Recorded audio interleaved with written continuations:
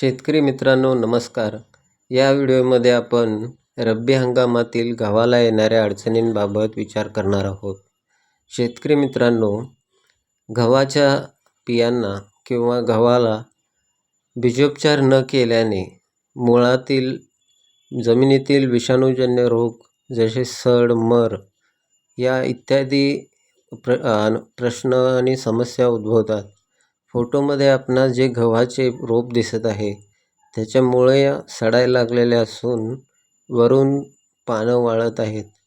हे सर्व टाळण्यासाठी शेतकरी मित्रांनो, आपणास गहू लागवड करण्यापूर्वी इनानसरने हलक्या हाताने बिया चोळून घ्याव्या किंवा ऑल डीकेसीच्या द्रावणात गहू कापडाच्या चुमडीत बांधून अर्धा तास भिजवून ठेवावे, मग पेरणी करावी.